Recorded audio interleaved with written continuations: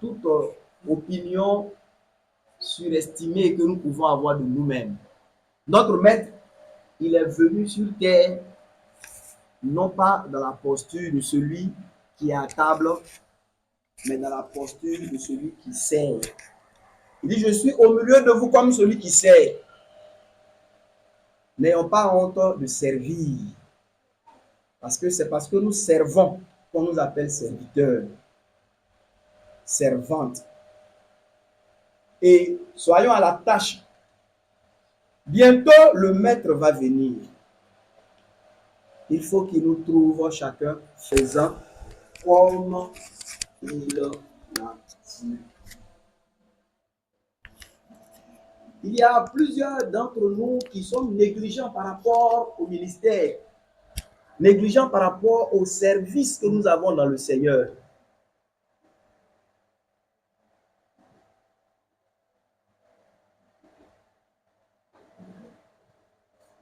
Il ne faut pas être négligent par rapport au ministère. Vous m'entendez bien, non, mes bien-aimés frères et sœurs? Que celui ou celle qui prophétise travaille à être de plus en plus utile dans la prophétie. Que celui qui enseigne s'attache à son enseignement. Qu'il s'efforce de nous dispenser droitement la bonne parole de Dieu pour ne pas nous détourner du droit chemin de la vie éternelle. C'est une grande responsabilité. Et c'est de l'amour, c'est aimer ses frères que de travailler à être un bon serviteur de Dieu, à être une bonne servante de Dieu. Travailler afin que des fausses prophéties, de fausses révélations ne sortent pas de toi. C'est aimer tes frères et tes sœurs. Travailler afin que de fausses doctrines ne sortent pas de ta bouche. C'est aimer tes frères et tes sœurs. Travaillons et luttons. Soyons prêts. Et on agit et prions. Aujourd'hui, il y a peu d'enfants de Dieu qui prient. Vous qui êtes assis, j'espère que vous priez. Hein? Gloire à Dieu. Gloire à Dieu. C'est une bonne parole. J'espère que ce n'est pas une couverture pour tout le monde. Et quelqu'un dise merci au frère Paul qui a répondu en notre nom. Mais Dieu, il nous connaît. Hein? Passer la journée comme quelqu'un qui n'a pas été enrôlé. Vous rappelez la parabole de ceux qui sont sur la place publique là, à jouer à Walé. Mais ce n'est pas ce qui est dit dans les évangiles, mais bon, voilà.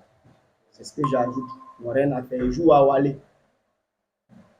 Vous avez été racheté à un grand prix, bien-aimés frères et sœurs. Le prix de votre rachat, ça a été le sang précieux du Fils de Dieu. Ne gaspillez pas le précieux temps que Dieu vous a donné.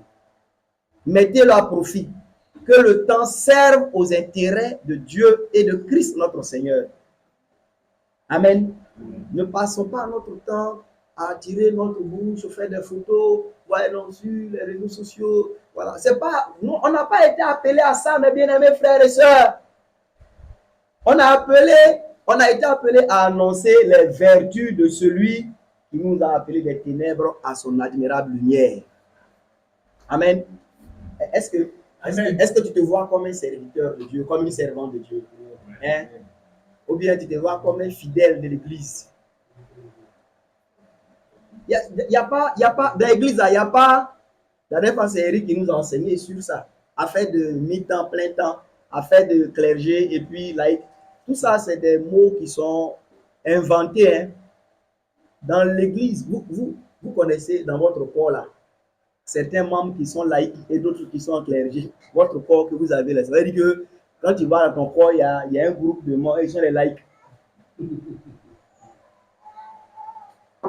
Et puis il y a un groupe, ça c'est le clergé. J'imagine que ça doit être la tête, les yeux, ça là, c'est le clergé qui est là. Hein, les orteils, autres là, elles sont les laïcs. Vous n'êtes pas obligé d'être toujours aux réunions, vous n'êtes pas obligé d'être engagé.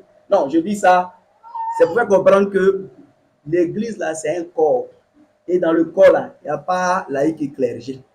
C'est un ensemble. Membres les uns les autres. Naturellement, on ne joue pas tous le même rôle, c'est clair. Mais le rôle de chacun est indispensable au bon fonctionnement. Amen. Je nous exhorte, mes bien-aimés frères et sœurs, à travailler, à lutter, à travailler. Voilà. Et soyons conscients que le maître vient bientôt.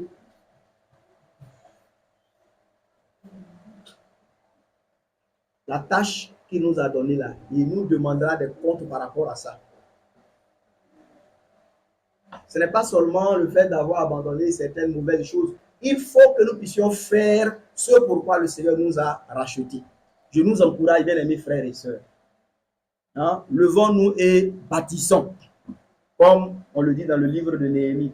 Levons-nous et bâtissons. Travaillons et luttons. Il y a de la sueur dedans, il y a des luttes, il y a des douleurs, mais il faut prendre notre part des souffrances donc, qui sont contenues dans le service du Seigneur. Il y a des souffrances, chacun de nous doit prendre sa part. Soyons fortifiés dans le Seigneur notre Dieu. Amen. Voilà.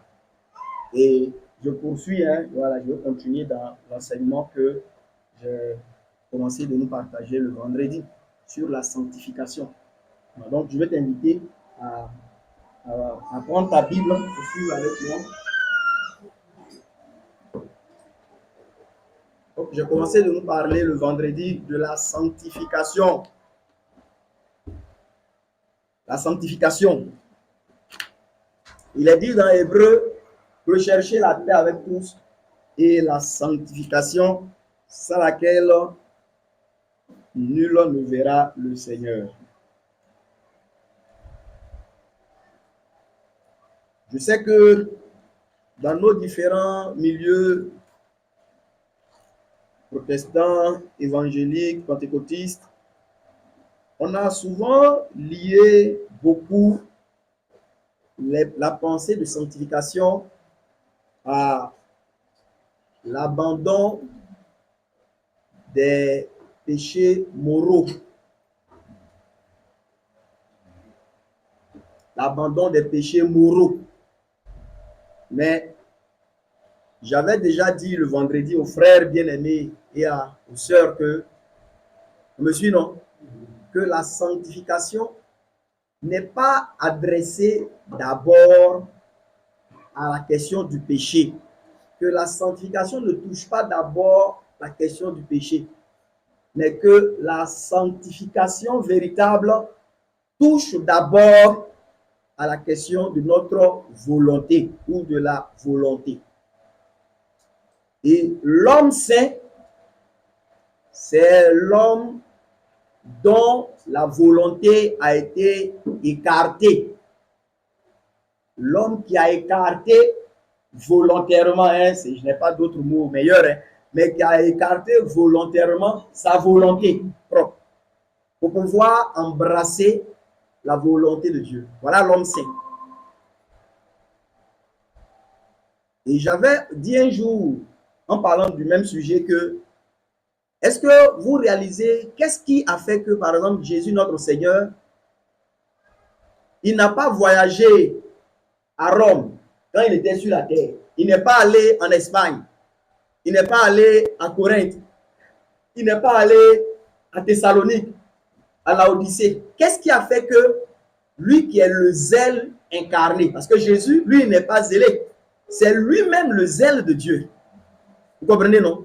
Mais le zèle incarné ne s'est pas, par exemple, promené dans tous les endroits pour, par exemple, prêcher l'évangile, se disant que les âmes meurent. Il faut donc prêcher l'évangile. Souvent, vous voyez, nous pensons comme ça. C'est noble, hein? C'est meilleur que ceux qui sont paresseux et qui n'ont pas de zèle pour le Seigneur. Mais, réfléchissons un instant à ça. Qui a déjà vu sur une carte, vous regardez le pays d'Israël, ça ressemble à un petit truc là. C'est presque invisible. Pendant la vie sur terre de notre Seigneur, il est resté essentiellement dans le pays d'Israël, avec un peu le pays de Galade, ça veut dire de l'autre côté du Jourdain, un peu en haut là, un peu quelque part vers les Philistins, un peu. Il est resté juste dans ce petit endroit. Pourtant, il était le sauveur du monde. Vous comprenez bien, mes frères. Mais pourquoi lui qui est le zèle? Parce que lui, ce n'était pas le zèle qui lui manquait. Ce n'était pas les moyens. Par exemple, il n'a pas de transport. Ce n'est pas ça qui lui manquait. Maintenant, la question, pourquoi il ne s'est pas promené dans toutes les nations pour prêcher l'évangile de Dieu? J'ai dit la réponse, c'est parce qu'il était un homme saint. Vous entendez? Voilà. Peut-être qu'on peut ne pas y voir de rapport. Mais si Jésus ne s'est pas promené dans toutes les nations pour prêcher, c'est parce qu'il était un homme saint. Parce que l'homme saint, c'est l'homme qui a mis de côté sa volonté pour ne faire que la volonté de celui qui l'a envoyé. Et je voudrais dire que quand le Père a envoyé le Seigneur, hein, quand je parle, il faut me regarder. Si tu regardes ailleurs, tu vas être distrait. Regarde-moi, voilà, regarde-moi. Le Seigneur, il nous montre l'exemple de la sanctification.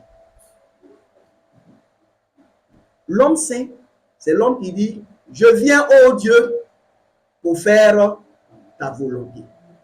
Maintenant, le Père qui l'a envoyé, lui a donné comme mission d'aller essentiellement vers les brebis perdues de la maison d'Israël. Avez-vous déjà remarqué que quand il envoie les apôtres, pendant qu'il est en train de les encadrer aussi, il leur dit, n'allez pas vers les païens. Avez-vous déjà entendu ça? Mais allez vers les brebis perdues de la maison d'Israël. Mais parce que pendant ce temps-là, les limites de son travail-là, c'était ce pays donc d'Israël. Aller au-delà, c'était sorti de la volonté du Père pour lui. Et c'est là que l'on comprend que la sanctification, c'est le fait que tu sois mis à part pour faire la volonté de celui pour qui tu as été mis à part. Et c'est là que je veux vous faire savoir que dans ce principe, une chose qui peut être approuvée chez quelqu'un peut devenir désobéissance chez toi. On me suit un peu, non? Ça veut dire que, par exemple, à un moment donné, les pôles là, eux, ils devraient aller de nation en nation. Mais si Jésus allait de nation en nation, il désobéissait au Père qui lui avait donné comme champ Israël et ses environs. Quelqu'un comprend un peu ça? Et vous suivez, non? Voilà. C'est de cette même manière que, par exemple, à un moment donné, le Seigneur va dire à Pierre de quel type de mort, lui, il doit mourir pour glorifier Dieu. Et vous vous rappelez que Pierre s'est dit, si c'est une affaire de révéler quel type de mort, là, Seigneur, et lui qui vient derrière là-bas, pour lui, c'est comment? Et qu'est-ce que le Seigneur va lui dire? Que t'importe, toi? Si lui, je veux qu'il reste jusqu'à ce que je vienne, toi, suis-moi.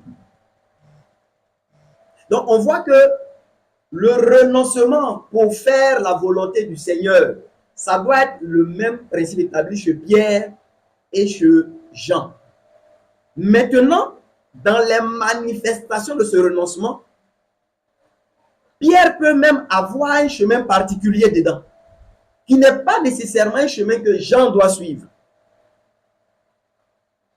Et si Pierre se dit que, mais Jean et moi, on est apôtres, pourquoi lui, il ne marcherait pas comme ça? Pierre sortirait, je dirais comme ça, du chemin de la sanctification pour lui.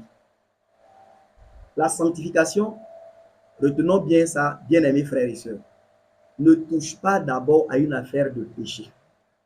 Ça touche d'abord à une affaire de volonté.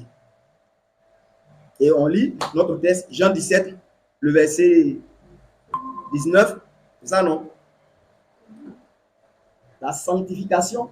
Et quand on comprend cela, vous allez voir que, n'avez-vous pas remarqué, peut-être dans votre propre vie, mais dans la vie de beaucoup d'enfants de Dieu, regardez, vous voyez un frère ou une sœur, c'était quelqu'un qui appartenait au monde, il vivait dans ce monde, il vivait selon le monde. À un moment donné, l'évangile lui est prêché. Quand l'évangile lui est prêché, dans ces temps-là, on constate un changement dans le sens où il ou elle a cru, se repent, est baptisé et s'ajoute à une communauté chrétienne. Mais n'avez-vous pas remarqué, et peut-être que ça se trouve dans votre propre vie, c'est que pour beaucoup, les seuls moments où on sent qu'il y a eu un certain mouvement chez eux, c'est le moment de leur conversion. Après cela, on a l'impression que plus rien ne prospère. Quand je parle de prospérité, je ne parle pas d'argent. Je veux dire que, à part le fait que la jeune sœur a dû laisser son copain pour venir à la foi, on ne voit presque plus ses progrès évidents. Pour le jeune frère, on ne voit presque plus ses progrès évidents. Mais c'est parce que beaucoup pensent avoir fini l'affaire chrétienne en abandonnant les choses, par exemple, voilà, ces choses grossières sur lesquelles leurs yeux sont tombés avec l'évangile. Je portais mes Égypte, maintenant je porte longue robe. C'est bien. Mais il faut aller plus loin. Jean chapitre 17. Lisons verset 17 et puis verset 19. Jean 17. Donc vas-y frère Paul. Jean 17, verset 17. Jean 17, verset 19. Jean 17, verset 17. Oui. Je lis la parole du Seigneur. Sanctifie-les par ta vérité. Oui. Ta parole est la vérité. Sanctifie-les par ta vérité. Ta parole est la vérité. Le verset 19. Verset 19. Oui. Et je me sanctifie moi-même pour eux. Je me sanctifie moi-même pour eux. Afin qu'eux aussi soient sanctifiés afin qu'eux aussi soient sanctifiés par la vérité. Amen. Et dans ce texte, on peut tirer au moins deux leçons. La première leçon, c'est que Jésus, notre Seigneur, nous savons tous qu'il est sans péché. Mais malgré son état de sans péché, il dit qu'il se sanctifie. Ça pourrait donc soutenir le principe que j'essaie de nous faire comprendre, que la sanctification ne touche pas d'abord à une affaire de péché. Autrement, l'homme sans péché n'a pas besoin de se sanctifier. Et j'étais à San Pedro, j'ai dit aux frères, vous savez, il y a des gens qui aiment, maintenant on est dans le christianisme, des chocs, où on demande, choque-nous, est-ce que je peux vous choquer? Choque-nous. Ouais, non. Je peux avancer? Je dis, avance. Voilà. Je peux pousser, pousse. Alors, je disais aux frères à San Pedro que vous voyez Adam, moi je ne cherche pas à choquer quelqu'un, je veux juste vous enseigner les voies du Seigneur. Adam, dans sa condition première là, il était innocent, mais pas saint. Il devrait se sanctifier. Comme le Christ, notre Seigneur, qui dit ici se sanctifier. Vous savez qu'il est le dernier ou le nouvel Adam. Il se sanctifie. Alors, en quoi consiste la sanctification? Il faut retenir ça. La sanctification consiste à mettre volontairement, de toute façon on ne va pas te forcer pour ça, à mettre volontairement ta propre volonté de côté, pas de temps en temps, hein, de côté une bonne fois pour toutes, pour vivre le reste de ta vie en cherchant essentiellement à faire la volonté de Dieu. Voilà la sanctification véritable. Et vous voyez que ça, je dis que même Adam, quand il a été créé, étant dans la condition d'innocence, il devait se sanctifier dans la mesure où il devrait continuer à faire quoi? La volonté de celui qui l'a créé, en mettant toujours de côté sa propre volonté. Et vous allez voir, on va dire qu'il a marché dans ce principe de sanctification pendant un certain temps. Mais à un moment donné, il est sorti de ce principe. Par exemple, par sa femme. Quand le serpent explique plus profondément les choses à la femme, à un moment donné, elle décide de poser un pas selon elle-même. Elle est sortie du chemin de la sanctification.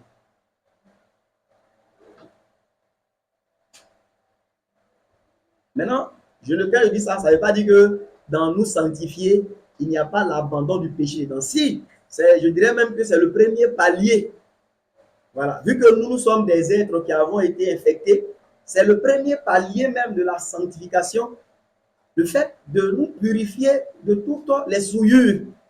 Mais je voudrais dire que la purification des souillures, c'est quelque chose qui est contenu dans la vraie sanctification.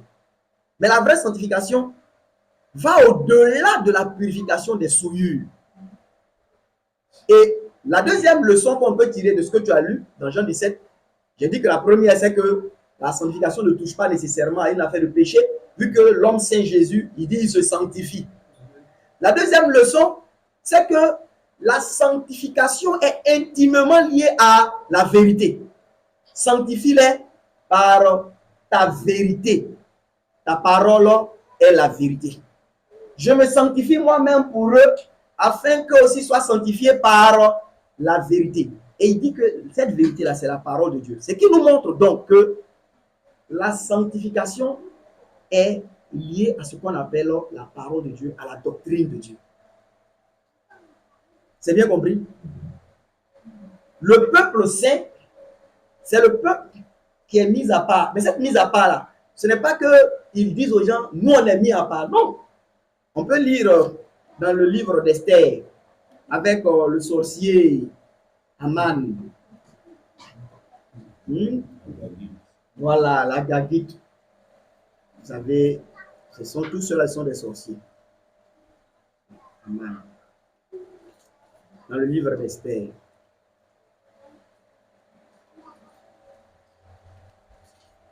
Esther, voilà, au chapitre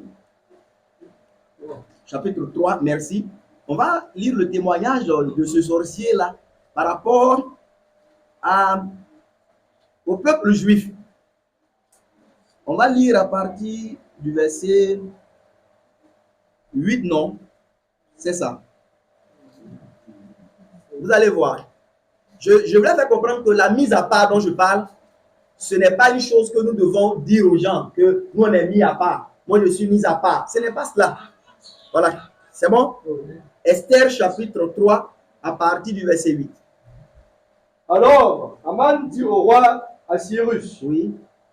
il y a dans toutes les provinces de ton royaume un peuple dispersé et à part parmi les peuples. Vous voyez que le peuple juif est ici présenté comme un peuple à part. Mais ils vivent avec, par contre, tous les peuples dans les 127 provinces. Mais ils sont à part quand même. Vas-y. Ayant des lois différentes de celles de tous les peuples. Qu'est-ce qui les met à part? Mais c'est la différence de leurs lois par rapport aux lois des autres peuples. De tous les peuples, et n'observant point les lois du roi. Comme ça, il veut quand même les calomnier pour qu'on les tue. Continue. Ouais. Il n'est pas dans l'intérêt du roi Oui. de le laisser en repos. Voilà. De le laisser en repos. C'est ça. Au verset 9, Oui.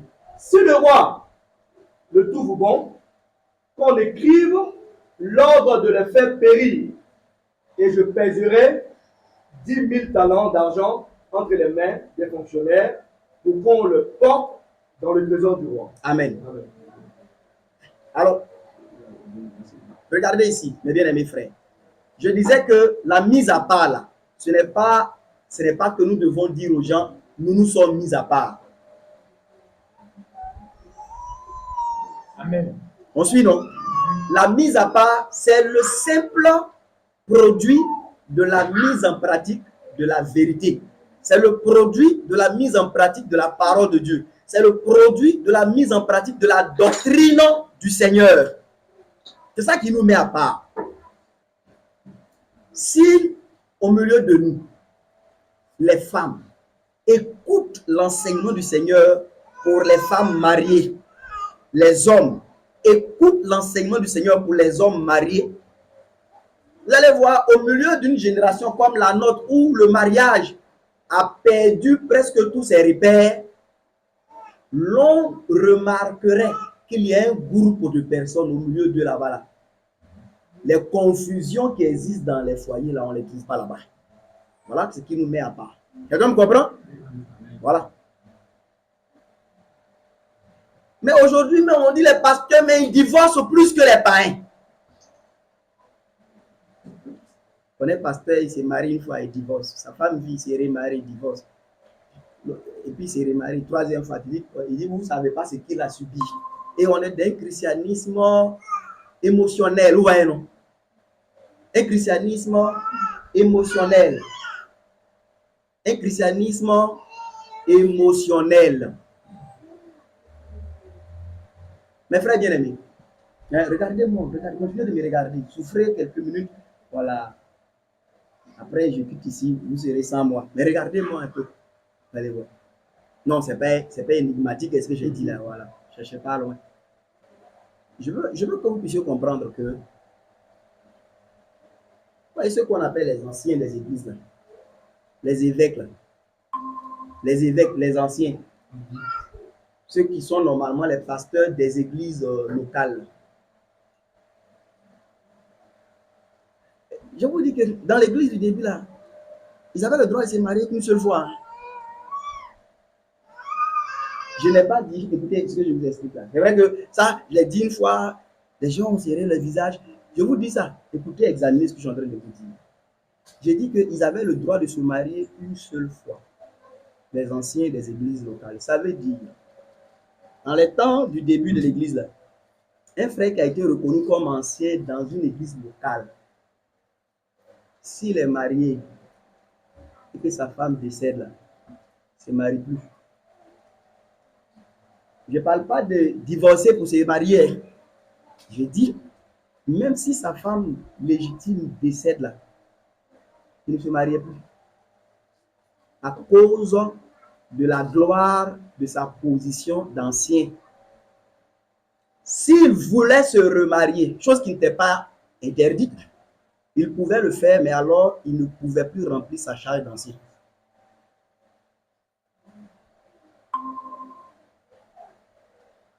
Donc aujourd'hui, peut-être que pour toi, c'est la première fois que tu entends ça. Mais regardons comment aujourd'hui les pasteurs se donnent le droit de divorcer, de se remarier. Et puis ça explique. On explique, non, tu ne connais pas ce qu'il a vécu, tu ne connais pas. On est tombé beaucoup bas. Hein. N'avez-vous jamais lu dans les prescriptions touchant les veuves qu'on inscrivait dans les églises sur le rôle de veuve qui devrait servir moyennant un entretien que l'église leur apportait? Ça se trouve dans votre Bible, non? Où Paul disait à Timothée de ne pas recevoir les veuves qui sont encore jeunes. Parce que pour jouer ce rôle dans l'église du début, tu prenais un engagement de ne plus te marier. Et si après t'être engagé, tu te maries à nouveau, vous savez ce que Paul dit? Paul ne dit pas, Paul dit, tu t'es détourné après Satan. C'est quand même un peu dur, hein?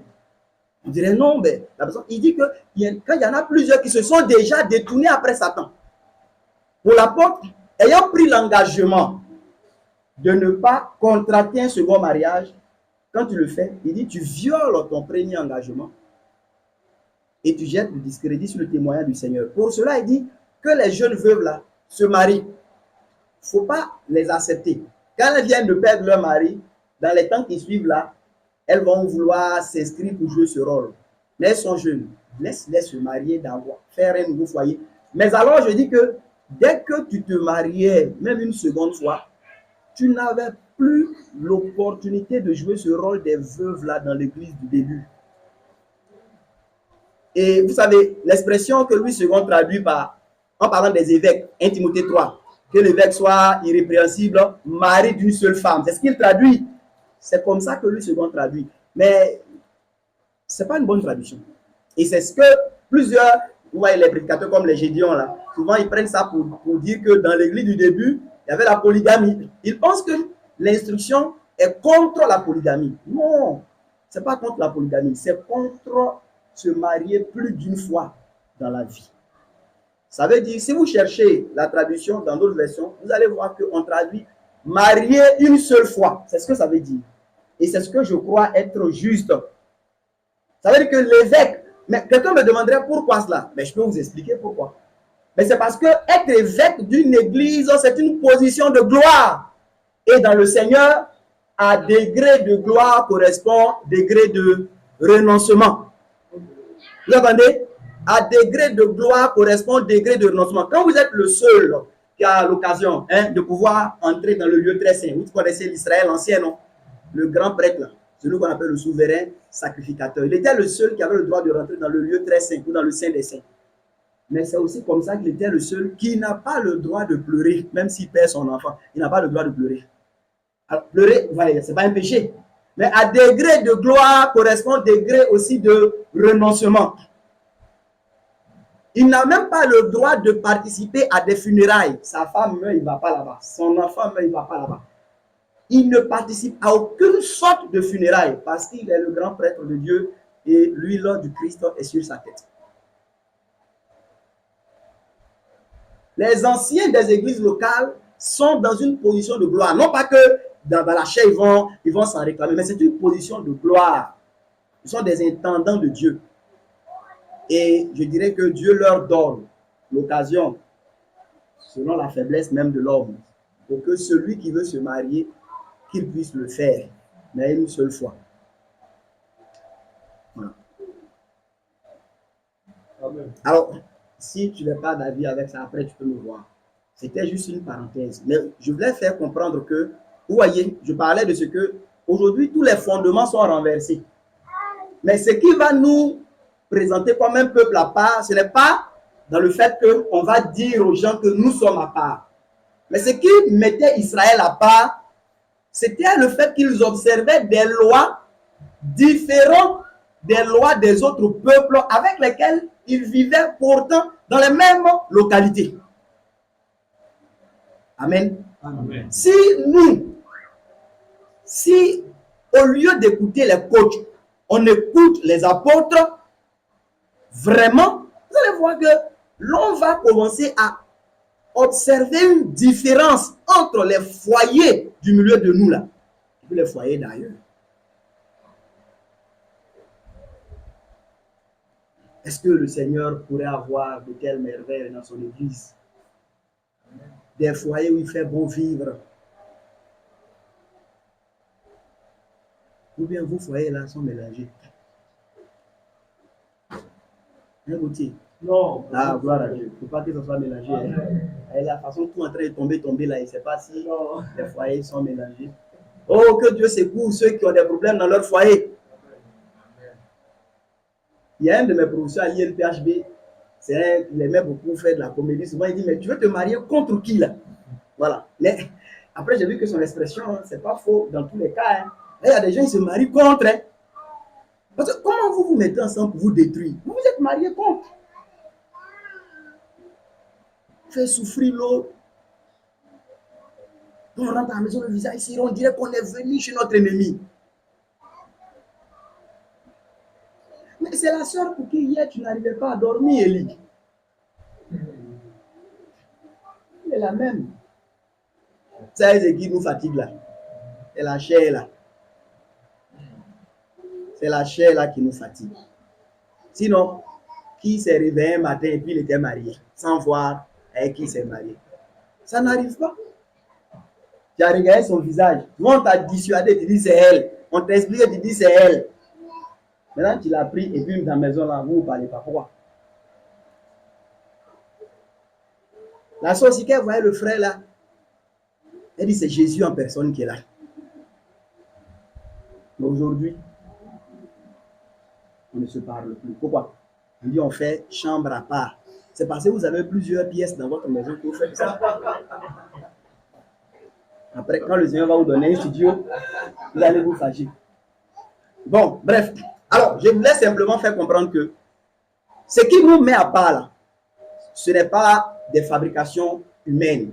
Ce n'est pas c'est pas que notre manière de parler, soit qu'on parle doucement pour qu'on sache qu'on est chrétien. Ou qu'on parle fort. Non, non, c'est pas cela. Ce qui nous met à part, c'est la mise en pratique simple et pure de la doctrine du Seigneur. Elle est puissante pour nous sanctifier. C'est la vérité, alléluia.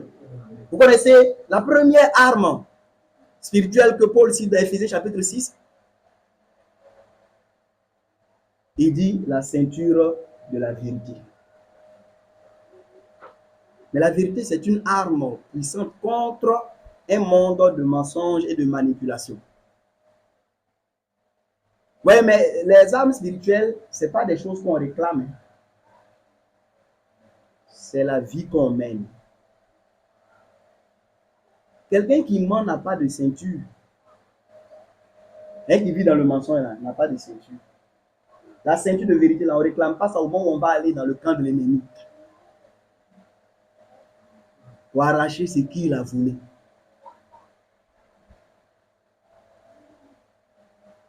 Si tu mens, toi-même tu es dans le camp de l'ennemi là-bas. Tu es attaché là-bas. La parole de Dieu dit que le père du mensonge là, c'est le diable. Donc quand tu te livres encore au mensonge, tu es même attaché toi-même dans le camp où tu vas là. Tu es attaché là-bas. Mais si tu marches dans la lumière de la vérité, tu as une arme puissante contre un monde de ténèbres et de manipulation. Vous savez, notre monde, c'est un monde de mensonges. Est-ce que vous savez cela? C'est un monde de manipulation. C'est la ville qu'on appelle corruption. Dans le voyage du pèlerin, hein, pour ceux qui n'ont pas regardé. On vous donne l'impression que le sens de la vie, c'est travailler, travailler, travailler pour vous en sortir, pour joindre les deux bouts.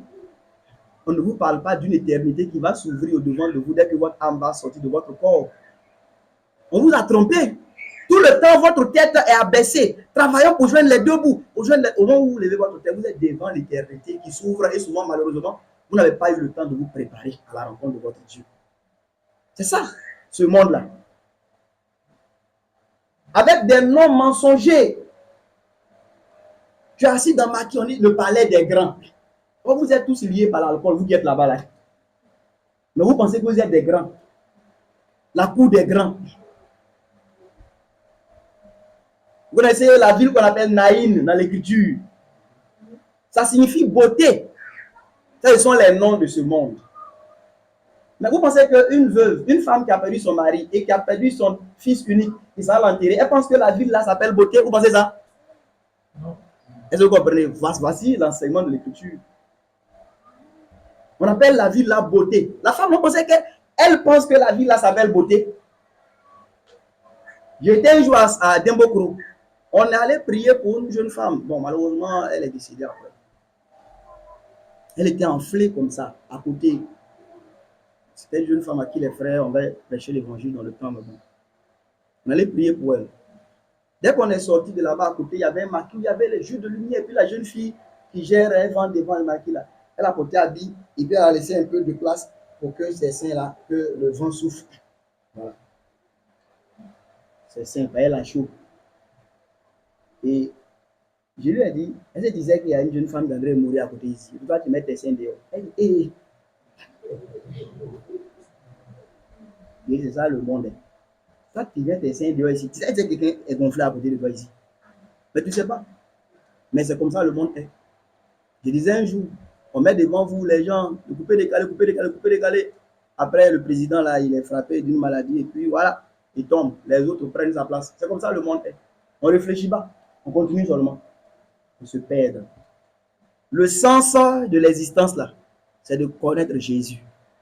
C'est d'aimer Jésus. C'est de servir Jésus. C'est de suivre Jésus. C'est de faire de Jésus notre tout. Voilà le sens de l'existence.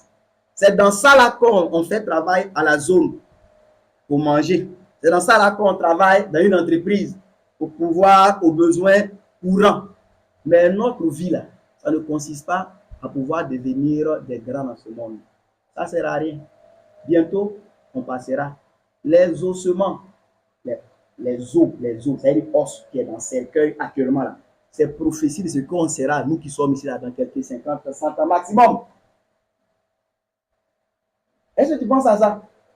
Actuellement, je vous ai dit, vous voyez, le cimetière, c'est là-bas, où on est là, on est tous immortels, hein, on ne pense jamais que, voilà, un jour, on nous enverra au cimetière du dit village.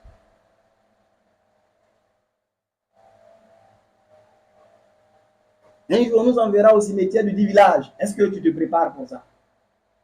On dit à l'entrée d'un cimetière, on dit quand les gens arrivent à l'entrée, c'est écrit, nous étions des vôtres. Et quand tu sors, ils ont dit bientôt, vous serez des nôtres. Et les gens sont fâchés. C'est un bon message. Parce qu'on dit que les vivants, là, c'est eux qui ferment les yeux des morts, alors que les morts veulent leur donner l'occasion d'ouvrir leurs yeux. Quand quelqu'un meurt là, nous, on ferme son œil. Mais il veut que nous, on ouvre pour nous. Hier, on était ensemble. C'est pas ce qu'on s'était dit. Tu ne peux pas me faire ça. Mais elle t'a fait ça. Toi, prépare-toi à la rencontre de ton Dieu. Et c'est quoi la préparation? C'est de connaître Jésus. C'est d'aimer Jésus. C'est de suivre Jésus. C'est de servir Jésus le Seigneur. Amen. Amen. Voilà, mes bien-aimés frères. Donc, j'étais en train de faire comprendre que notre mise à part, elle est réalisée simplement par l'obéissance à la parole de Dieu. Dans 1 Corinthiens 10, verset 31 qu'on avait lu, je veux qu'on relise. 1 Corinthiens 10, verset 31.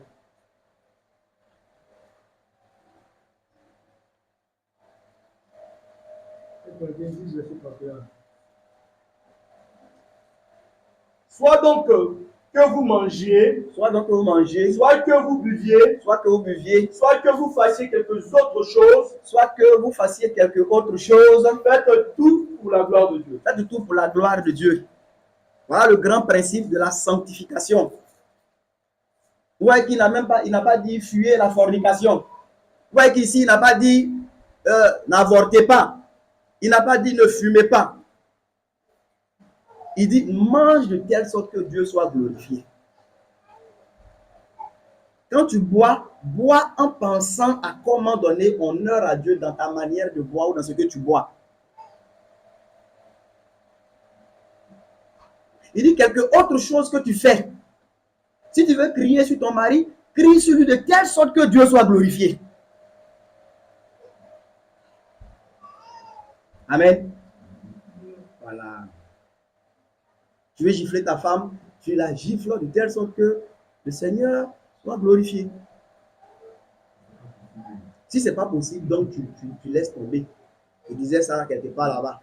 Si tu crois que pour que le Seigneur soit glorifié, c'est te plaquer comme un saucisson, mais plaque-toi. De telle sorte que quand les gens te voient, ils glorifient Dieu. Ils glorifient Dieu en te voyant. Si tu penses que ce n'est pas possible, tu vois qu'on n'a pas besoin de te dire il faut sortir de là. Quand quelqu'un a bien accepté ce principe de sanctification, regardez ce que je vais vous dire. Même la personne, vous voyez que ce n'est même pas une affaire de péché. Souvent, je peux avoir un sac. Le sac là, ce n'est pas péché. Hein. Mais quand je prends le sac, je sais que moi-même, intérieurement, il y a une recherche des regards des gens sur moi à partir de ce sac. Celui qui a compris le principe de la sanctification, il dépose ce sac. Pas parce que le sac est mauvais, vous comprenez? Mais parce qu'il voit qu'il y a une recherche charnelle d'honneur qui est dedans.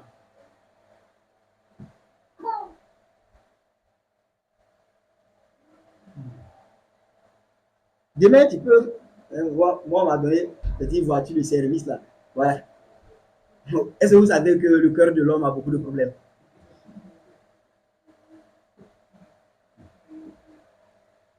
Si tu vois que tu veux aller surtout rendre visite à Élie pour qu'il voie ta voiture, il ne faut pas aller lui rendre visite. Vous entendez ce que je dis? Tu n'avais aucun désir vrai d'aller rendre visite, mais je vais passer voir Audrey. Parce que là, j'ai une grosse voiture, il faut qu'elle voie.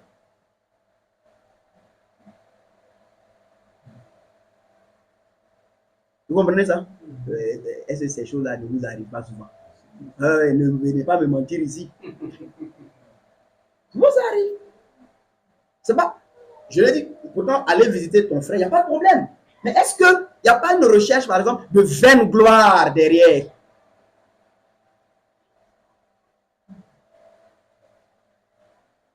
J'ai eu un songe. Mais je sens que partage de ce songe que je vais faire là. Pour que les frères voient que ce que moi je vois là, ça arrive, et il dit que voilà, ça là, j'avais dit ça là. Quand je vous parle là, vous n'écoutez pas.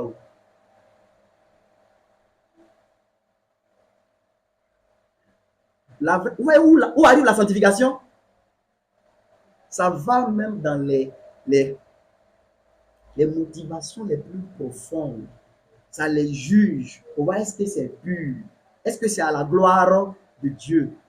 Est-ce que ce que je veux poser comme acte, ce qui est arrivé à Ananias et puis à Saphira dans l'écriture là, mais c'était ce désir aussi de faire partir de ceux-là qui sont comptés comme les grands donateurs désintéressés. C'est ça qui les a tués.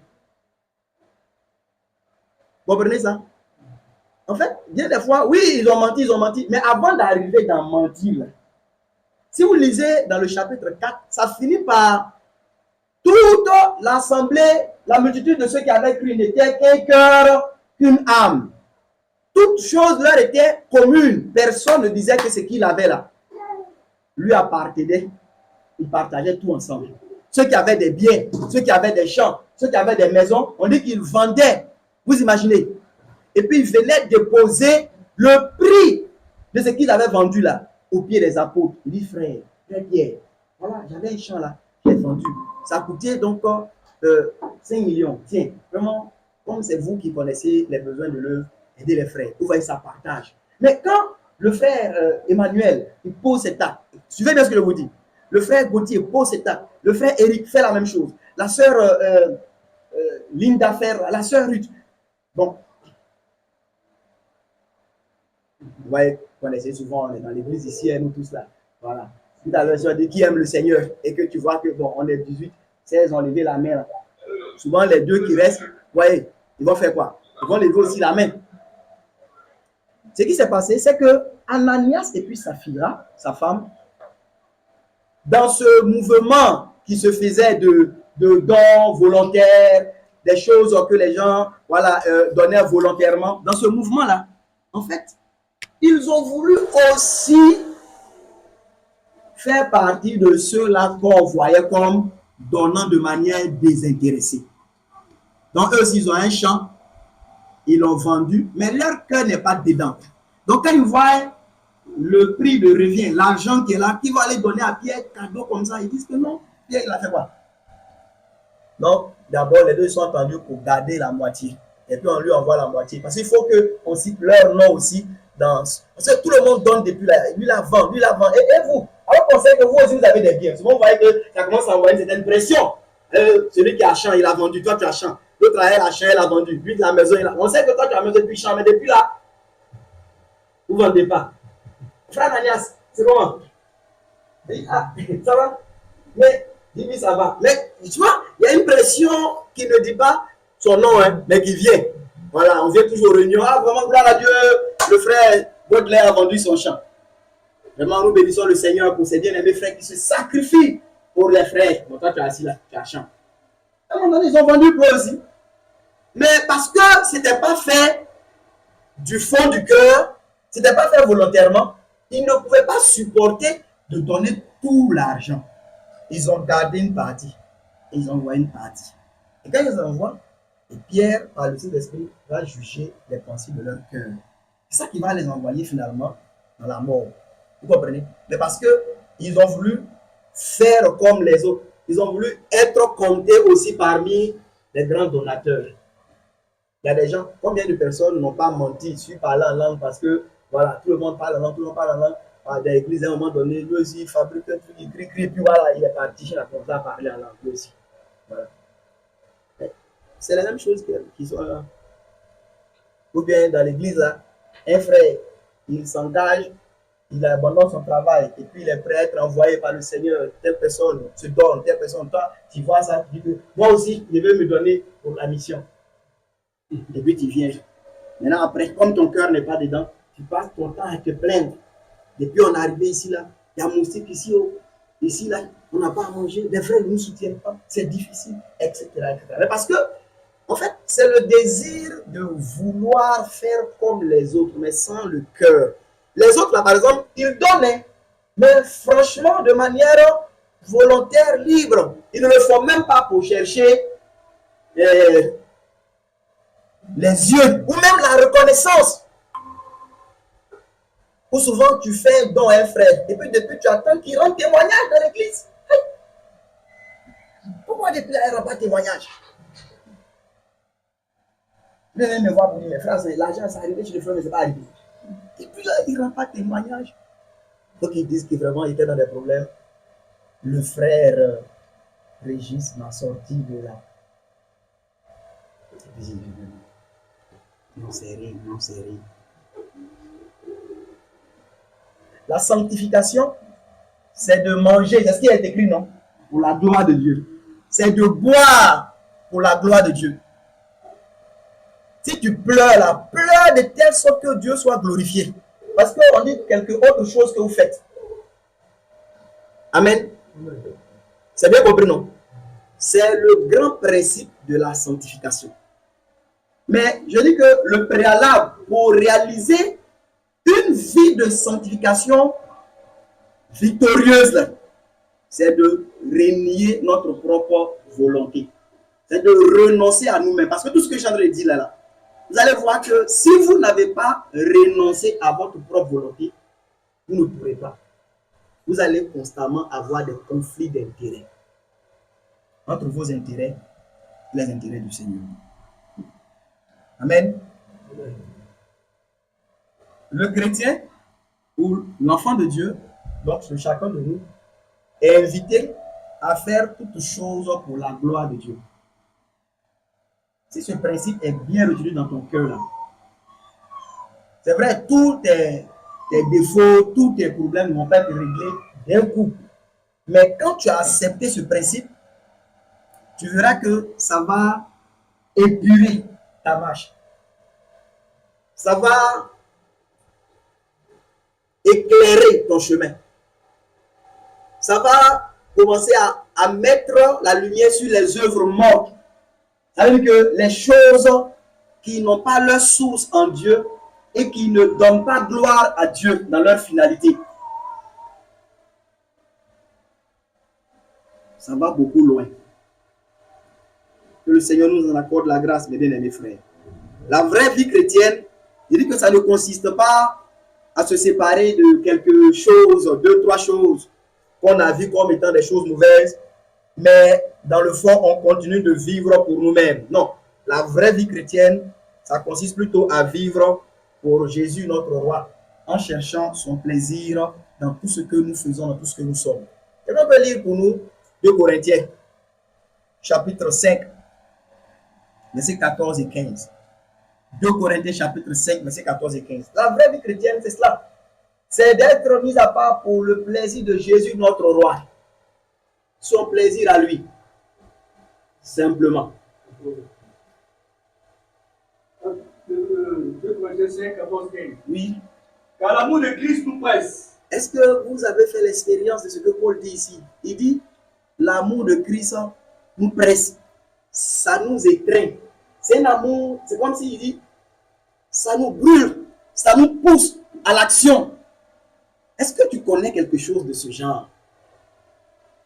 Est-ce que tu connais? Il y a certains chrétiens, ça veut dire que la vie chrétienne, ils ne connaissent pas cette expérience. Donc, pour le moment, on s'appelle tous chrétiens. Hein? Voilà, quand le Seigneur viendra, il fera le tri. L'apôtre dit, l'amour de Christ nous presse. Mes frères bien-aimés, regardez. Un jour, David, il a émis un désir de boire de l'eau. C'est un désir, ce n'est pas un ordre, ce n'est pas un commandement. Vous entendez cela? Un désir. Juste un désir. Mais le désir de David était un ordre pour ses vaillants. Est-ce que Jésus ne méritait pas mieux que ça? Tu me suis, non? Jésus, le vrai David, le divin roi là, est-ce qu'il ne méritait pas mieux que ça? Mais le chrétien, je l'appelle comme ça, hein, qui vit pour lui-même, tant qu'il n'y a pas un ordre formel qui dit, vous irez chercher de l'eau pour David, il ne va pas là-bas. Et souvent même quand il y a un ordre formel, il va le contester, il va discuter, il va trouver que, est-ce que Dieu veut forcément ça? Ça fait quoi si on ne fait pas ça? Pourquoi Dieu, donc ça veut dire ceci. Mais quand on vit pour le roi, quand on vit pour son plaisir, regardez, les vaillants de David, il faut que David dise, oh, si je pouvais avoir à boire un peu l'eau qui est dans le camp des Philistins, ils n'ont même pas dit mot. On dit 3 de ces vaillants, ils sont allés au prix de leur vie prendre l'eau pour dire, roi, bon, voilà, l'eau que tu voulais. David dit quoi? Non, mais à la nuit, je ne vous ai pas demandé de le faire. J'ai juste émis un désir. On dit la prise, il dit que non, ça je ne peux pas boire. C'est le prix de votre sang. Il en a fait une libation. Mais regardez comment ces gens sont disposés au prix de leur vie. À ça, pour eux, dès que David a un désir, il faut satisfaire cela. Voilà, les gens qui sont saints, qui vivent pour le plaisir de leur roi. Quelqu'un entend ça un peu? Est-ce que tu entends un peu cela? Vas-tu sortir un peu de ton christianisme de est-ce que c'est péché? Tant que ce n'est pas péché, on fait. Non, ce n'est pas comme ça qu'on vit. Mais regardez ces gens-là. Où était le commandement envers eux? Il n'y avait pas de commandement. Mais parce qu'ils étaient des personnes qui cherchaient essentiellement le plaisir de David, dès que David a un désir, eux, ils se disent, il faut qu'on puisse satisfaire son désir, même si nous, on va perdre la vie dedans. Et Paul dit, l'amour de Christ en nous presse. L'amour de Dieu, l'amour de Christ nous presse. L'amour de Christ nous presse. Parce que nous estimons que si un seul est mort pour tous, si un seul est mort pour tous donc sont morts. C'est que tous sont morts. Regardez, tu es mort et toi qui es ici là. Parce que si Jésus est mort pour toi, c'est que tu es mort. Hein. Maintenant, si tu n'es pas mort là, c'est qu'il n'est pas mort pour toi. C'est l'apôtre dit, si un seul est mort pour tous, c'est que tous sont morts. Et il poursuit pour dire quoi? Et qui est mort pour tous? Si Jésus est mort pour nous qui sommes rassemblés, mes bien-aimés frères et sœurs, c'est afin que ceux qui vivent, nous qui vivons aujourd'hui, ne vivent plus pour eux-mêmes. On ne doit plus vivre pour nous-mêmes, mais pour celui qui est mort et ressuscité pour eux. Alléluia. Amen. Est-ce que tu peux honnêtement témoigner que où toi tu es là, tu ne vis plus pour toi-même, et que toi tu vis pour celui qui est mort et ressuscité pour toi? En fait, je vais t'expliquer ce que ça veut dire. Quand on dit que tu ne vis plus pour toi-même, la Pierre, il y a une place ici, tu peux venir. Quand on dit que tu ne vis plus pour toi-même là, bon, oui, ici, il y a personne qui vient, mais il y a personne qui t'assoit ici. Tu vois, quand il y a ton frère qui est en Europe qui t'envoie l'argent pour construire sa maison là, tu vois, non?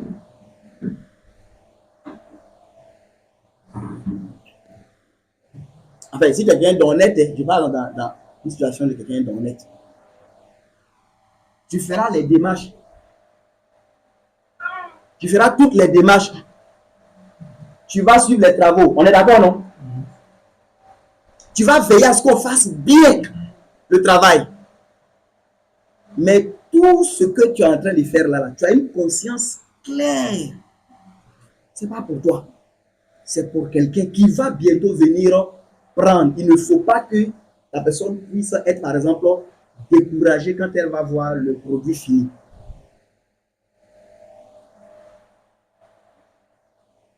Est-ce que tu vis comme ça? Est-ce que ta vie là, ce n'est pas plutôt la vie de quelqu'un qui va à l'église? Est-ce que tu ne vas pas à l'église? Est-ce que ton affaire de Jésus là, ce n'est pas affaire d'aller à l'église?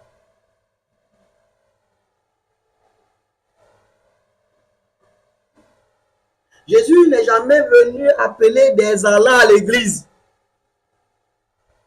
Jésus veut des disciples. Jésus veut des disciples, mes bien-aimés frères et sœurs. Et le disciple, dans son accomplissement, il est comme son maître. Il lui ressemble.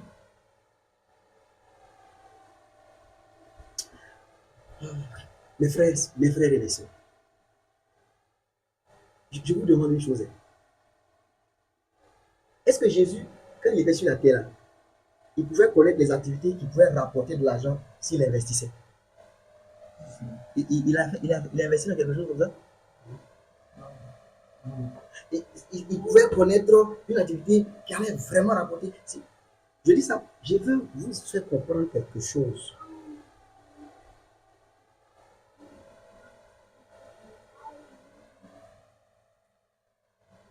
Il y a beaucoup de personnes qui pensent que si je sais faire une chose, je fais. Si je peux faire une chose, je fais.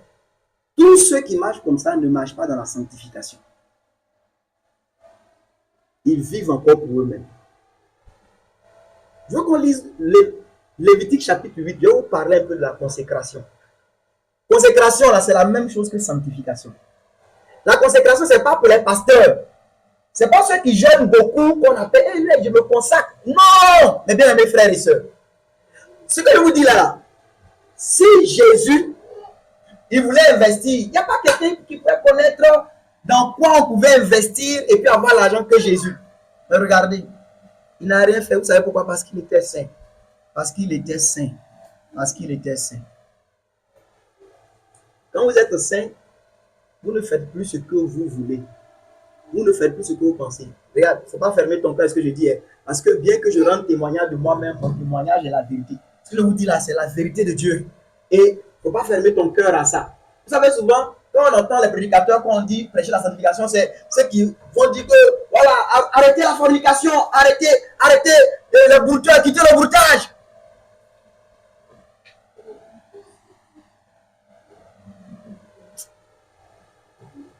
quitter Boutaï là, c'est relativement plus facile que de vivre pour le Seigneur. C'est-à-dire que renier ta vie là, pour vivre pour lui. Il y a des gens qui n'ont pas encore compris ce que j'explique là. C'est-à-dire que vous êtes des personnes qui avaient encore le volant de votre vie en main. Vous conduisez là où vous voulez.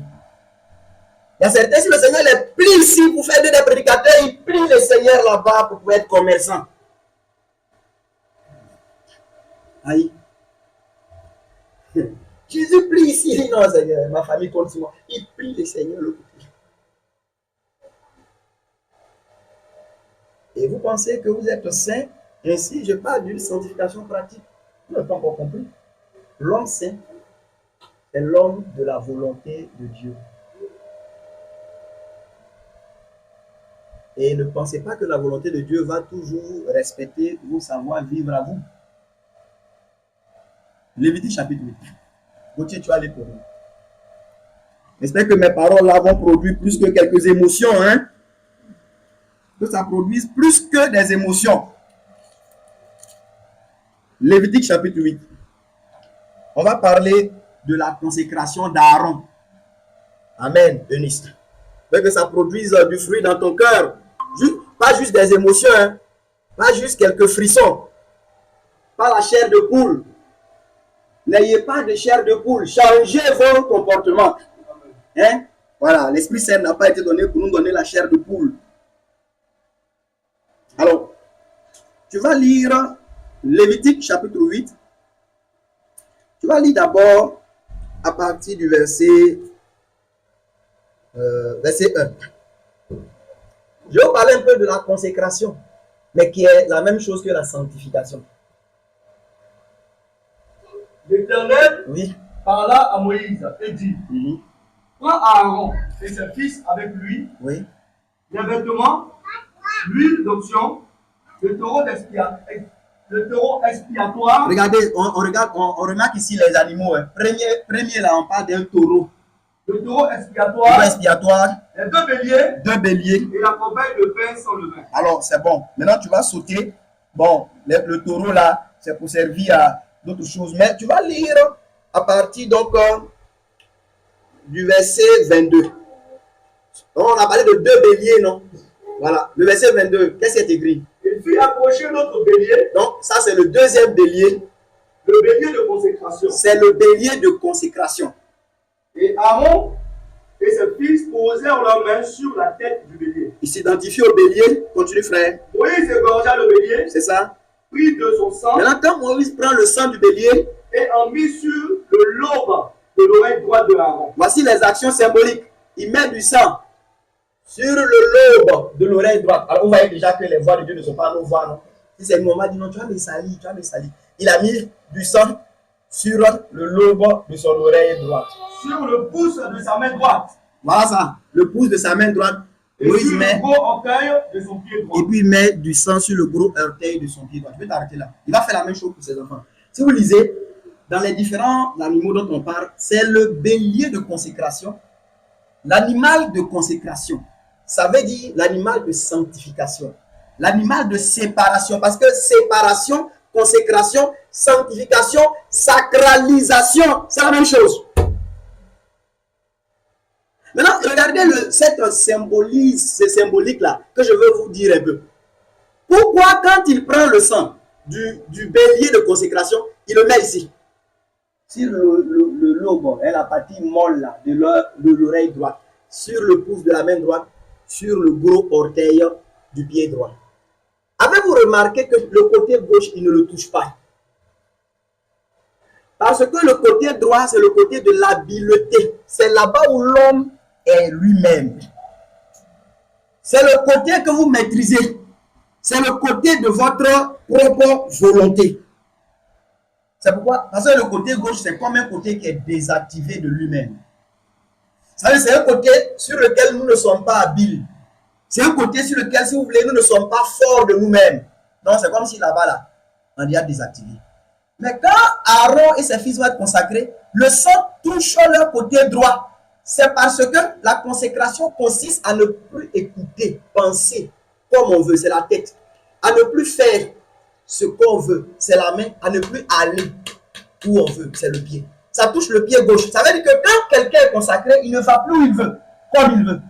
Quand quelqu'un est consacré, il ne fait plus ce qu'il veut de la main. Non, non, non. Et quand quelqu'un est consacré, il ne pense plus, il ne parle plus, il n'écoute plus ce qu'il veut. Et ce que je vous dis là, vous allez remarquer ça chez Aaron avec ses enfants. Vous allez voir, à partir de cette consécration, il y a des instructions claires dans lesquelles ils doivent marcher. Toi, dès qu'on t'annonce que ton oncle est décédé, tu t'en vas ou bien? Mais un sacrificateur, non. Il doit chercher à savoir si dans la doctrine, cela lui est autorisé. Vous entendez cela? Si tu lui demandes, il dit que le sang a touché mon oreille, a touché ma main, a touché mes pieds.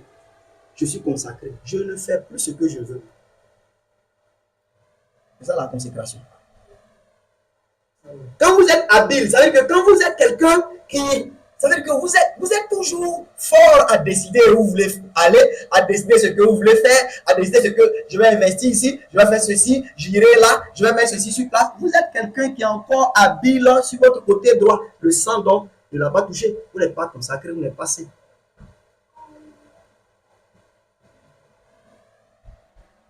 Paul, tu as compris, non? Voilà, quand on est saint là, on ne fait plus ce qu'on veut. Et Jean 21, quelqu'un peut lire ce que Jésus dit à Pierre hein, dans la circonstance de ce que je vous ai cité au passage là. À Pierre, hein, Jean 21, verset 18-19. Gauthier, tu as lu pour nous. Quand quelqu'un est consacré, retenez bien ça. Consacré là, c'est pas ceux qui jeûnent beaucoup. Hein. Il dit, ah vraiment, le frère il est consacré, il jeûne beaucoup. Non, hein. Non. La marque de la consécration, c'est, si vous voulez, le renoncement à notre volonté. Ce n'est pas jeûner beaucoup. Il y a des gens là, ils peuvent passer toute la nuit à prier, matin, là, il est là, il essaie son visage. Il parle mal. Et ne pas consacrer. Vous comprenez? Si vous voulez voir quelqu'un de consacré, regardez comment il pense, comment il agit, qu'est-ce qu'il fait.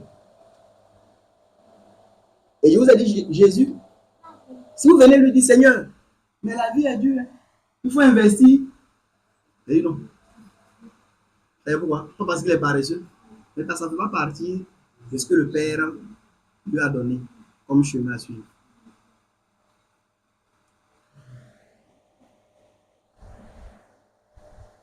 Et les frères, ici, demain matin, on les appelle, on dit qu'il y a un bon boulot à Korokofia, il est parti. Les frères, Dieu va te dire, voilà, il est parti.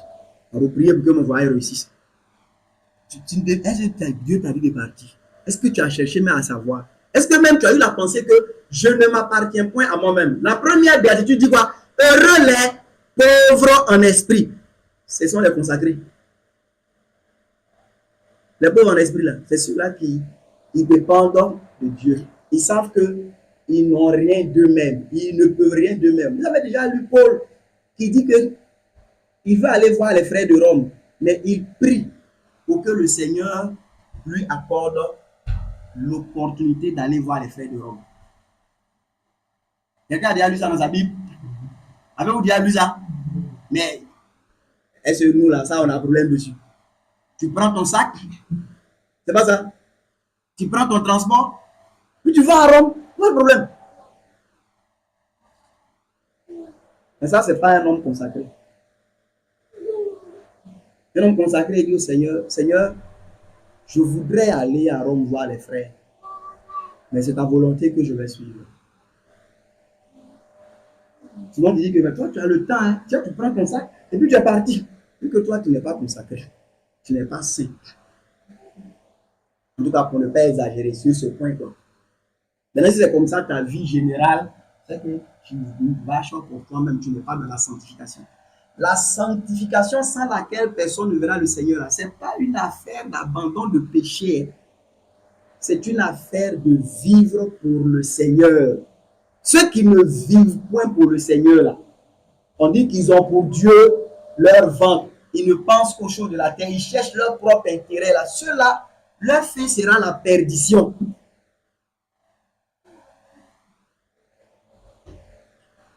Jean 21, tu peux lire ça? Le verset 18-19. En vérité, je te le dis. Oui. Quand tu étais plus jeune, oui. Tu te saignais toi-même. Vous voyez que le toi-même là sort, non? C'est vrai que le Seigneur ici parle symboliquement. Mais regardez, dans ce symbolisme-là, il y a le tu te saignais toi-même. Toi-même, vas-y. Et tu allais où tu voulais. Et tu allais où tu voulais. Tu faisais ce que tu veux faire, tu fais. Ça, c'est le propre de l'homme qui n'est pas saint, qui n'est pas consacré. Je me saigne moi-même, je vais où je veux. Mais il dit quand tu seras vieux, tu étendras tes mains. Tu vas maintenant faire comme ça. Et c'est quelqu'un d'autre qui va te ceindre et puis mènera où tu ne voudras pas. Tu mèneras où ça? Où tu ne voudras pas. Il te mènera où? Où tu ne voudras pas. Est-ce que vous réalisez que à cause de la chair même, les voies de sanctification de Dieu ne sont pas aimées par l'homme naturel à cause de la chair qui est en nous? Je reviens sur les hommes pratiques. Qu'est-ce que la doctrine dit à la femme mariée? La doctrine dit que la femme mariée puisse servir et craindre son mari comme si c'était qui ça? Le Seigneur lui-même. Où sont les soeurs mariées ici? Levez vos mains, levez vos mains. Elles sont où? Oui, c'est toi seul. C'est ça que vous entendez ce qu'il dit là? Tu dois servir ton mari comme le Seigneur lui-même. André, pourtant, si Jésus était ton mari là, il sait que quand elle va venir du travail vers 19h, tu as fait un petit truc. En dehors même de son foutu. Là, c'est un Jésus considéré agni, tu vois, non? Voilà. En dehors de son foutu, tu as fait peut-être un petit thé. Mon Seigneur, est-ce que ta servante peut mettre tes pieds un peu dans de l'eau chaude? Enfin, pas trop chaud, hein? Tu as eu une journée difficile. Amen. Ça, c'est pour Jésus, en fait, mais ce n'est pas pour Élie. Hein.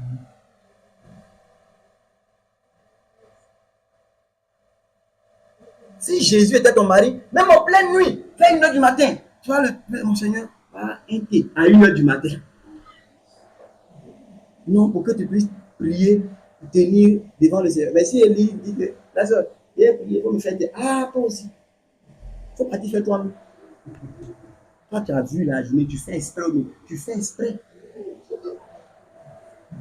Et la journée, toute la journée, tout ce que j'ai fait là, il ne faut pas t'y faire toi-même ton thé.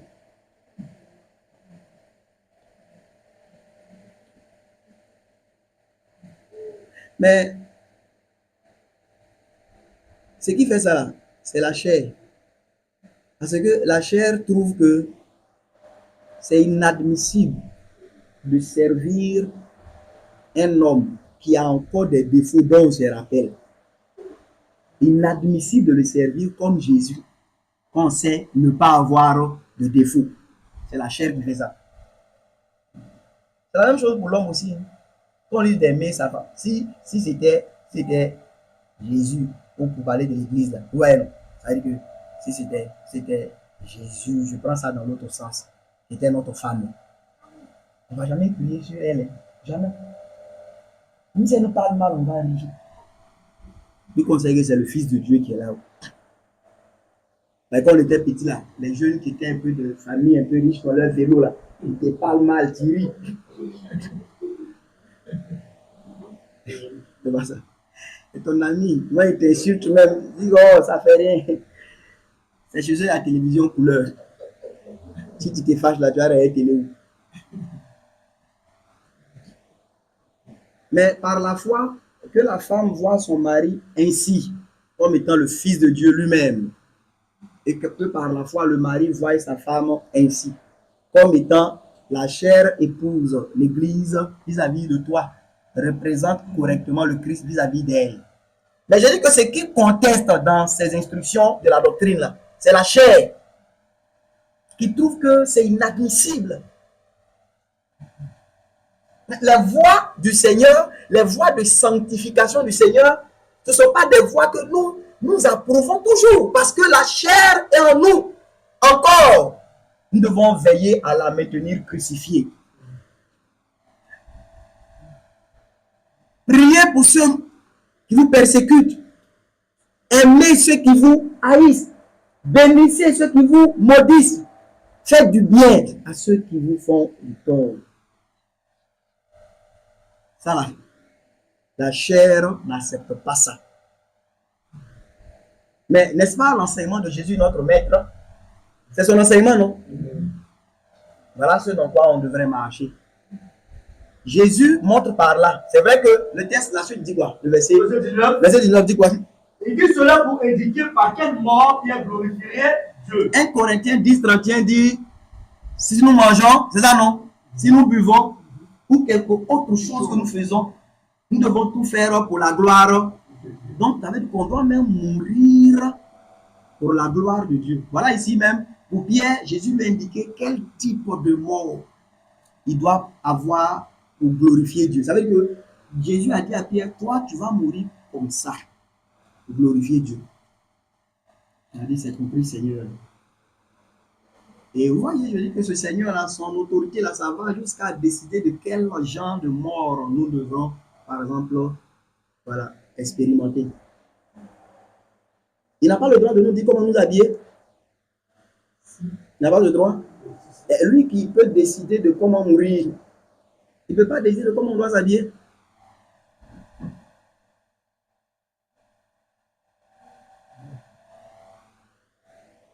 Et toi, tu vas mourir comme ça. Là, on va te décapiter. Pour que Dieu soit glorifié.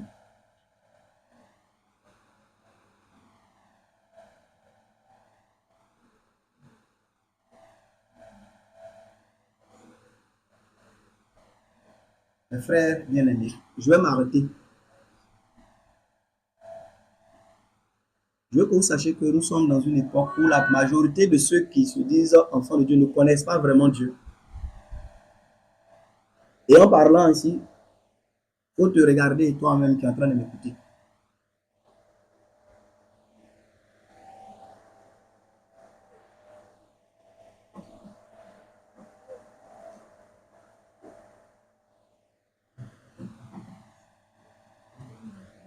Dans le livre des Nombres, au chapitre 7, on finit avec ça.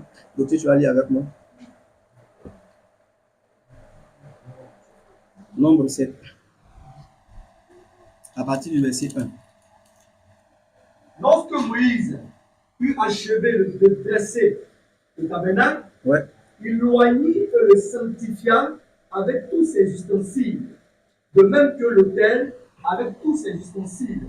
Il les oignit et les sanctifia. Est-ce que ce mot-là, vous voyez le mot qui revient dedans? Sanctifier. Mais le tabernacle a fait quel péché?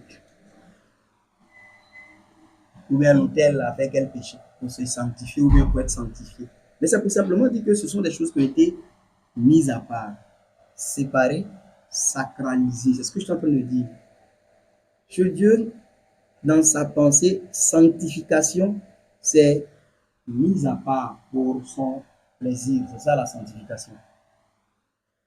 Donc on dit par exemple le tabernacle a été sanctifié. C'est pas que le tabernacle a fait péché. Ça veut dire que ça a été mis à part. On ne peut pas l'utiliser pour quelque chose d'autre que pour ce pourquoi Dieu a dit qu'on le dresse. C'est ça ce qui est saint. C'est pourquoi Paul dit, quand tu t'en vas commettre la fornication, là, tu m'entends, non? Il dit, c'est membre du corps de Christ là, qui prend pour aller unir ça, en faire les membres d'une prostituée.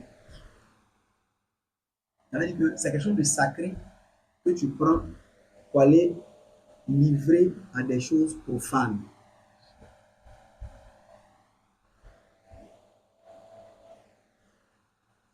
Ça, le christianisme moderne a un problème par rapport à ce qui est saint.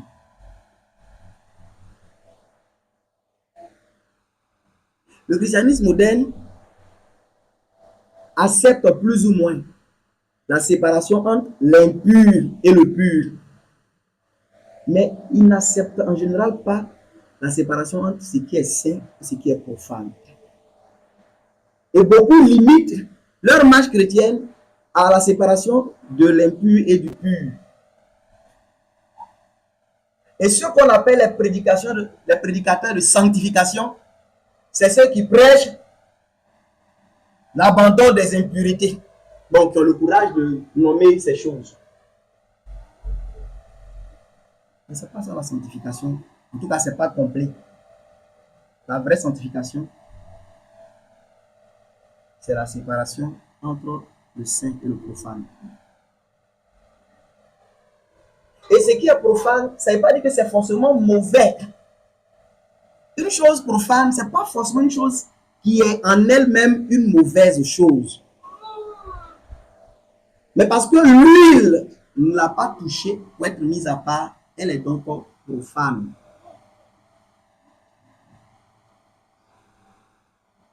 Poursuivez le verset 2. Alors les princes d'Israël, chefs de maison de leur père, présentèrent leur offrande. Oui. C'était les princes des tribus, ceux qui avaient précédé au dénombrement. Présider. Merci, oui. Au dénombrement. Oui. Au verset 3, ils amenèrent leurs offrandes devant l'Éternel. Comptons ensemble les suivants. Hein. 6 chars en forme de litière. Donc eux-mêmes ils sont 12, mais ils ont envoyé 6 chars, si vous voulez, des chariots. D'accord? Et 12 bœufs. 12 bœufs. Soit un char pour chacun. Oui. Soit un char pour 2 princes. Parce qu'ils sont 12, donc 2 princes donnent un char ou un chariot. Et un bœuf pour chaque prince. Vu qu'ils sont 12 princes, ils ont donné 6 chariots et puis 12 bœufs. Bien. C'est ça, non? Oui. Continue. Et il les offrit, devant le tabernacle. Verset 4. L'Éternel parla à Moïse. Suivons ensemble ce que Dieu va dire à Moïse. Prends deux ces choses. Oui. Afin de les employer pour le service de la tente d'assignation. Tu les donneras aux Lévites, à chacun selon ses fonctions. D'accord, voilà le partage. La suite. Moïse prit les chars et les bœufs, il les remit aux Lévites. Il donna 2 chars et 4 bœufs au fils de Gershon. Donc, on a 6 chars et 12 bœufs. Maintenant, Moïse, au fils de Gershon, il donne 2 chars, ça non? Donc, il reste 4 chars. Et puis, il donne combien de bœufs? 4 bœufs. Donc, il reste 8 bœufs. Continue. Selon leur fonction. Non, selon leur fonction. Il donna 4 chars et 8 bœufs. C'est fini. 4 chars et 8 bœufs. Au fils de Merari. Oui. Selon leur fonction. Sous la conduite d'Itamar, fils du sacrificateur d'Aaron. Verset 9, tu t'arrêtes là. Mais il ne donna point au fils de Kiat. Moïse ne leur a pas donné de chars ni de bœufs. Parce que selon leur fonction, ils devraient porter les choses saintes sur leurs épaules. Quand David voulait transporter l'arche, et puis il a mis dans un char tiré par des bœufs, ce n'est même pas parce qu'il a nécessairement suivi un modèle venu chez les Philistins. Il a juste suivi un modèle qui était accepté chez les Merari, chez les Gershonites, mais qui était désapprouvé pour les Kéatites.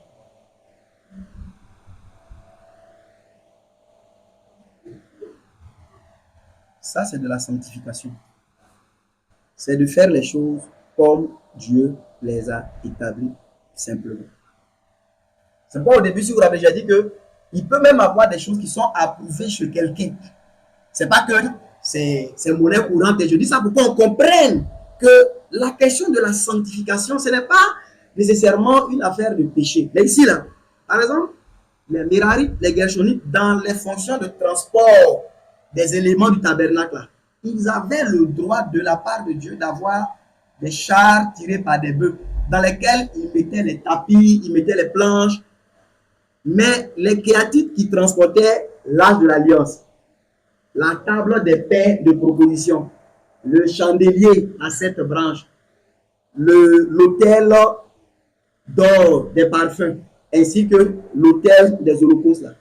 Eux, Dieu avait expressément demandé qu'ils puissent porter ça sur leur épaule. Au jour où David a voulu faire une petite fantaisie, ça envoyait la colère de Dieu et la mort. Pourtant, les deux autres groupes de Lévites, ils faisaient ça de la part de Dieu. Je dis ça, bien aimés frères, pour que nous puissions retenir au moins ces quelques paroles.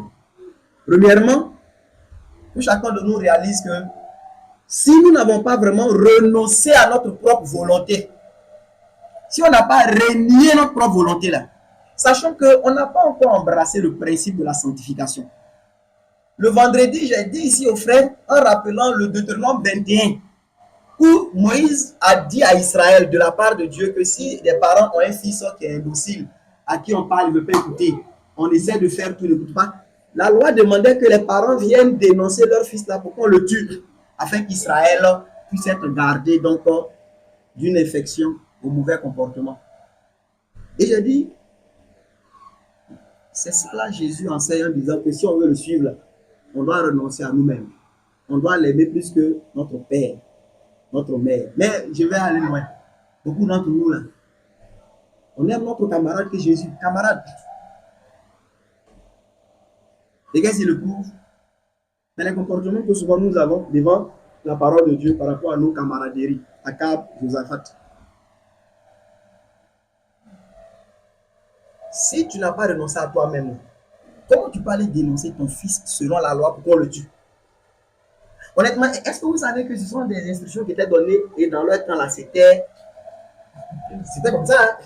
C'est nous aujourd'hui on enseigne ça, que ça veut dire qu'il faut aimer Jésus plus que tout. Sinon dans leur temps là, c'est-à-dire que tu envoies ton fils, tu dis que voilà, il est indocile. On le met à la sortie de la ville. C'est vous qui commencez d'abord. Pour montrer que vous êtes d'accord avec ce que Dieu dit.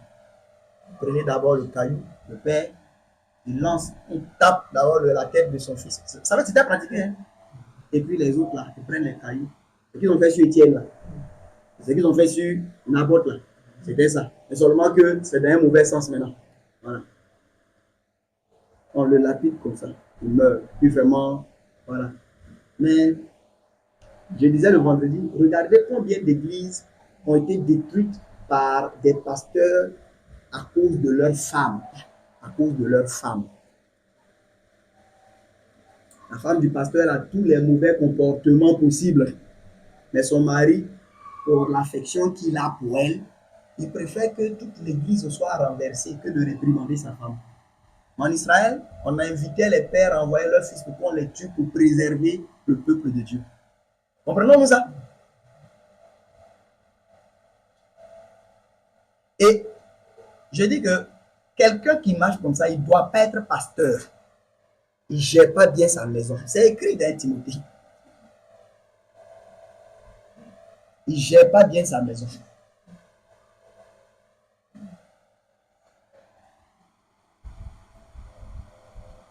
On va détruire l'œuvre de Dieu pour juste préserver nos choses à nous. Vous qui voulez être des conducteurs d'assemblée, là, lorsque je dis là, ça ne veut pas dire qu'il faut aller mettre au couteau sur le cou de la soeur là-bas. C'est pas ce que je dis, hein. Mais il faut savoir gérer convenablement vos maisons. Que vos femmes soient des femmes vertueuses. Qu'elles ne soient pas source de scandale dans l'église et dans l'œuvre de Dieu. C'est important. Maintenant, si elles le dévient, trouvez le moyen de les réprimander comme il le faut. J'ai dit un jour que moi, un homme qui établit sa femme pasteur, j'estime qu'il n'est pas digne lui-même d'être pasteur. Parce qu'il ne gère pas bien sa maison.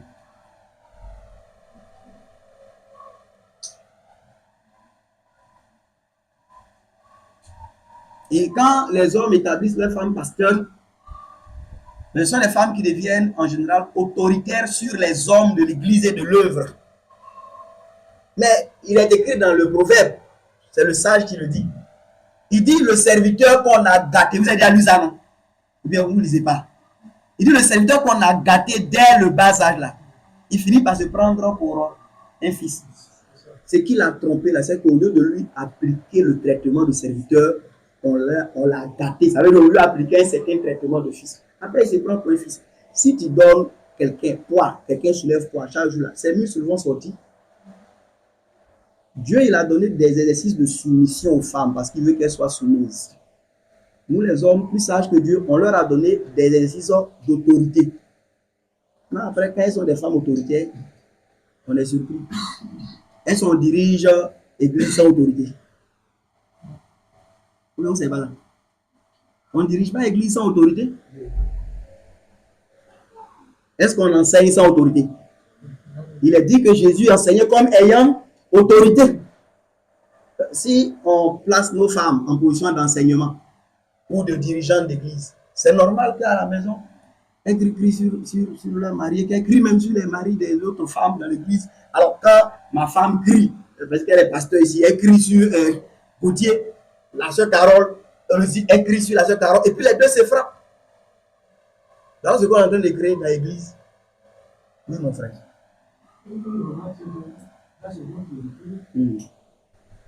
l'homme est censé conduire sa maison, ne le fait pas convenablement, et que c'est la femme qui est revenue, naturellement, l'autorité l'est. Parce que la femme, elle est plus dans la parole de Dieu, donc c'est ce qui est bon, c'est l'autorité. C'est fini. Oui. Et finalement, l'homme commence à suivre. Oui. C'est ça. Or, c'est l'autorité qui est donnée selon la connaissance de l'homme. C'est tout. C'est droit. En l'étant ma maman dans son amour pour son mari là, elle a fait s'asseoir, il faut t'apprendre les 10 commandements. Elle dit non, pardon, il faut laisser le monsieur là tranquille. Il faut l'aimer, il faut le servir. Vous laissez faire les 10 commandements là. Voilà, faut laisser. Mais si toi tu ne connais pas les 10 commandements, elle va t'apprendre. Non, les hommes là, connaissez les 10 commandements. Sinon, vos femmes vont vous apprendre les 10 commandements. Et après, si on te dit quel est le premier commandement, on dit ah, je t'ai dit ça tout à l'heure, on commence à crier sur toi. Mais tu ne connais pas les 10 commandements. Bon, que le Seigneur vous bénisse. Alors voilà, je vais m'arrêter ici. Et je voudrais que nous puissions considérer cette parole, voilà, pour pouvoir apprendre à vivre un peu mieux pour le plaisir du Seigneur. Et quand on comprend ces choses, on ne conteste pas sa parole. Ouais, non, on vit pour son plaisir. Salomon, dans sa maison, là, il demandait que ses serviteurs s'habillent comme lui veut. Vous avez déjà vu, non? Souvent, tu peux venir dans une entreprise. Le patron a dit ici, là, on s'habille et puis on met quelque chose sur notre cou. Ça ne te plaît pas au lait. Ou bien, c'est le patron qui demande.